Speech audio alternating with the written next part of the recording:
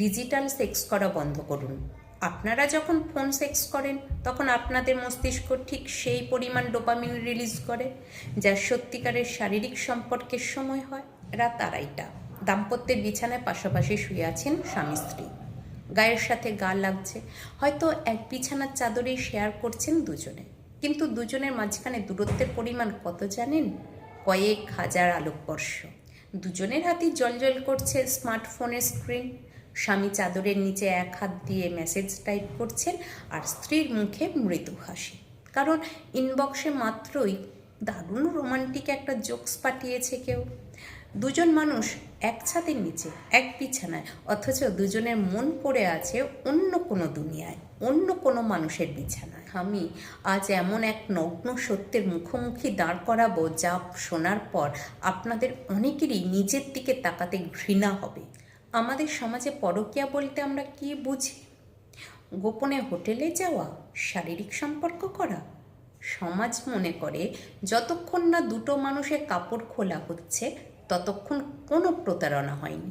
কিন্তু এই ডিজিটাল যুগে দাঁড়িয়ে আপনারা যে চরম নোংরা আর জঘন্যতম প্রতারণাটি করে চলেছেন তার নাম ডিজিটাল পরকীয়া বা ইমোশনাল চিটিং। আর বুক ঠুকে বলছি, ফিজিক্যাল চিটিংয়ের চেয়ে এই ইমোশনাল চিটিং একটা সংসারকে ভেতর থেকে বেশি ধ্বংস করে দেয়। আসুন প্রথমে তথাকথিত ভদ্রলোকের কথায় আসি। সমাজে আপনারা খুব সম্মানী, হয়তো বড় অফিসার, ব্যবসায়ী বা শিক্ষক। দিনের বেলায় আপনাদের দেখলে মানুষ প্রণাম করে, কিন্তু রাতের অন্ধকারে আপনারা কি করেন? আপনাদের হয়তো হোটেলে যাওয়ার সাহস নেই বা সেই সুযোগ নেই, তাই বলে কি আপনাদের প্রতারণা থেমে আছে? মোটেও না। আপনারা হয়তো ফেসবুকে একটা ফেক আইডির পেছনে ছুটছেন। প্রোফাইল পিকচারে একটুখানি ক্লিভেজ দেখানো কোনো এক নারীর সাথে 200 বা 500 টাকার বিনিময়ে ইনবক্সে ঘন্টার পর ঘন্টা ফোন সেক্স করে চলেছেন। আবার অনেকেই আছেন যিনি হয়তো নিজের কোনো সুন্দরী কলিগ, পাড়ার কোনো ভাবি বা ভার্সিটির কোনো পুরানো বান্ধবীর ইনবক্সে পড়ে আছেন। তাকে হয়তো কোনোদিন ছুঁয়ে দেখার সুযোগ আপনার হয়নি, কিন্তু মেসেঞ্জার, হোয়াটসঅ্যাপে দিনের পর দিন তার সাথে আপনি যৌন উত্তেজক গল্প করে চলেছেন। সবচেয়ে ভয়ানক এবং বিকৃত মস্তিষ্কের জায়গা কোনটা জানেন? যখন আপনি আপনার বৈধ স্ত্রীর সাথে শারীরিক সম্পর্কে লিপ্ত হন, তখন আপনার মস্তিষ্ক, আপনার চোখ বন্ধ কল্পনায় ভাসতে থাকে সেই ইনবক্সের নারীটি। স্ত্রীর শরীরের ওপর দাঁড়িয়ে আপনি অন্য এক নারীর শরীরের ঘ্রাণ কল্পনা করছেন। ভাই, নিজের বুকে হাত দিয়ে বলুন তো, এই কাজটা কি আপনার নিজের স্ত্রীর সাথে এক ধরনের মানসিক ধর্ষণের চেয়ে কম কিছু? আপনার স্ত্রী হয়তো ভাবছে আপনি তাকে ভালোবাসছেন, অথচ আপনি আসলে তার শরীরটাকে ব্যবহার করে অন্য কারো সাথে কল্পনায় সেক্স করছেন। এর চেয়ে বড় প্রতারণা আর কি হতে পারে? এবার আসি নারীদের কথায়। এই ভিডিওটা শোনার পর অনেক নারী হয়তো আমার ওপর ক্ষিপ্ত হবেন, কিন্তু সত্য চিরকালই তেত। ডিজিটাল পরকীয়ায় নারীদের জড়িয়ে পড়ার প্রবণতা কিন্তু মোটেও কম নয়, বরং ক্ষেত্রবিশেষ বেশি।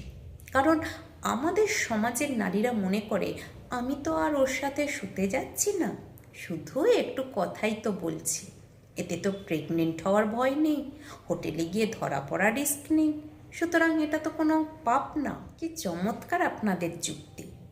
আপনাদের শুরুটা হয় কোথা থেকে?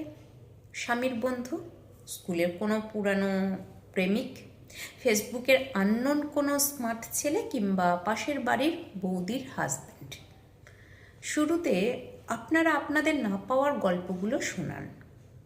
স্বামী আমাকে বোঝে না, আমাকে সময় দেয় না, আমার ইমোশনের দাম দেয় না। এইসব সস্তা কান্নার গল্প নিয়ে আপনারা একটা সহানুভূতি আদায় করেন। সেই সহানুভূতি ধীরে ধীরে পরিণত হয় প্রতিদিনের অভ্যাসে। এরপর শুরু হয় রাত জেগে টেক্সট করা। কি খেয়েছো? ঘুমাওনি কেন? তোমাকে আজ শাড়িতে দারুণ লাগছিল। এসব ইনোসেন্ট মেসেজ কখন যে গভীর রাতের ভারী নিঃশ্বাসে আর ফোন সেক্সে রূপ নেয় তা আপনারা নিজেরাও বুঝতে পারেন না। আপনি হয়তো সেই পুরুষটাকে কোনোদিন হাত দিয়ে ছুঁয়েও দেখেননি, কিন্তু দিনের পর দিন আপনার মস্তিষ্ক, আপনার আবেগ, আপনার হাসি কান্না সব কিছুর দখল আপনি তাকে দিয়ে দিয়েছেন। ম্যাডাম, আপনি তাকে শরীর দেননি ঠিকই, কিন্তু নিজের পুরো মস্তিষ্ক আর মনটাকে তো তার বিছানায় নগ্ন করে শুইয়ে দিয়েছেন। এটাকে আপনি নির্দোষ বন্ধুত্ব বলে নিজের সাথে আর কতদিন প্রতারণা করবেন? ডিজিটাল পরকীয়ার ক্ষেত্রেও ঠিক একই ঘটনা ঘটে। এখানে শারীরিক সম্পর্ক হয়তো হয়নি, কিন্তু মনে মনে দুজন মানুষ তো একে অপরের শরীরের ভেতর প্রবেশ করেই ফেলেছেন। আপনারা যখন ফোন সেক্স করেন তখন আপনাদের মস্তিষ্ক ঠিক সেই পরিমাণ ডোপামিন রিলিজ করে যা সত্যিকারের শারীরিক সম্পর্কের সময় হয়। তাহলে পার্থক্যটা রইল কোথায়? শারীরিক সেক্স আর ফোন সেক্সের মাঝে আসলে কোনো ফারাক নেই। দুটোই সমান নোংরা, সমান প্রতারণা। আপনারা কি জানেন এই ডিজিটাল পরকীয়া কেন শারীরিক পরকীয়ার চেয়ে বেশি ভয়ঙ্কর? কারণ শারীরিক পরকীয়া অনেক সময় শুধু ক্ষণিকের মোহ বা কামনার বশে হতে পারে, কিন্তু এই ইমোশনাল চিটিংয়ের মানুষ তার দিনের পর দিন একটা বিশাল অংশ, তার আবেগ, তার সময়, তার চিন্তা সব কিছু ইনভেস্ট করে। আপনি আপনার রিয়েল লাইফ পার্টনারের কাছে শুধু আপনার খিটখিটে মেজাজ, ক্লান্তি আর অবহেলাটুকু দিচ্ছেন।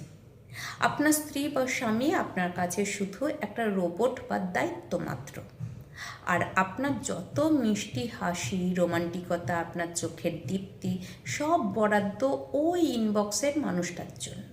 ভাবতে পারেন আপনার সাথে এক বিছানায় শুয়ে থাকা মানুষটার বুকের ভেতর কতটা চাপা কষ্ট তৈরি হয় যখন সে দেখে আপনি সারাক্ষণ ফোনের দিকে তাকিয়ে মুচকি হাসছেন, কিন্তু তার দিকে তাকানোর সময় আপনার নেই।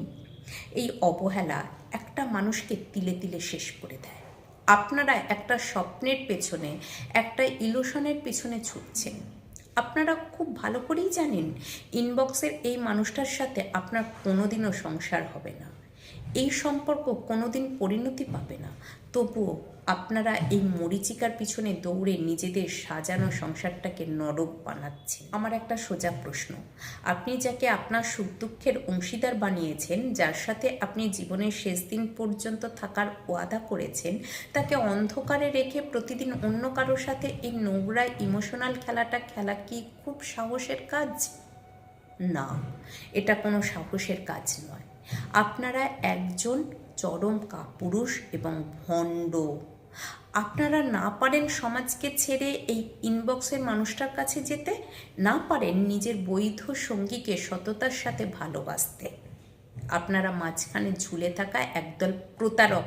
এবার আসি সমাধানে, কারণ শুধু সমস্যা নিয়ে চিৎকার করে কাজ নেই। যদি আপনার মনে হয় আপনার দাম্পত্য জীবনে শূন্যতা আছে, আপনার সঙ্গী আপনাকে সময় দিচ্ছে না বা বুঝছে না, তবে তার সাথে সামনাসামনি কথা বলুন, ঝগড়া করুন, চিৎকার করুন, প্রয়োজনে কাউন্সিলিংয়ে যান। আর যদি মনে হয় এই সম্পর্ক আর টিকবে না, তবে মেরুদণ্ড সোজা করে দাঁড়িয়ে সম্পর্কটা শেষ করে দিন। ডিভোর্স দেওয়া কোনো পাপ নয়, কিন্তু একটা পবিত্র সম্পর্কের ভেতরে থেকে ইনবক্সে অন্য কারোর সাথে নোংরামি করাটা চরম পাপ, চরম জঘন্যতা। সেই ফ্যান্টাসির দুনিয়া থেকে বেরিয়ে আসুন। ইনবক্সের ওই মানুষটা আপনার বাজার করে দেয় না, আপনার অসুস্থতায় আপনার মাথায় জল ঢালে না, আপনার সন্তানের ডায়াপার বদলায় না। সে শুধু আপনার অবসরের সস্তা বিনোদন। এই সস্তা বিনোদনের জন্য নিজের সত্যিকারের জীবনটাকে ধ্বংস করবেন না। আজ রাতেই ফোনটা দূরে সরিয়ে রাখুন, পাশে শুয়ে থাকা মানুষটার দিকে তাকান, তার অভিমানগুলো বোঝার চেষ্টা করুন। ভার্চুয়াল দুনিয়ার ফেক ইমোশন থেকে বেরিয়ে রিয়েল লাইফে রুক্ষ কিন্তু সত্য মাটিতে পা ফেলুন, কারণ দিন শেষে ওই ইনবক্সের মানুষটা আপনার খাটিয়া ধরবে না, ধরবে এই মানুষটাই যাকে আপনি প্রতিদিন ঠকিয়ে চলেছেন। চিন্তা করুন, কারণ চিন্তা করার সময় এখনো ফুরিয়ে যায়নি।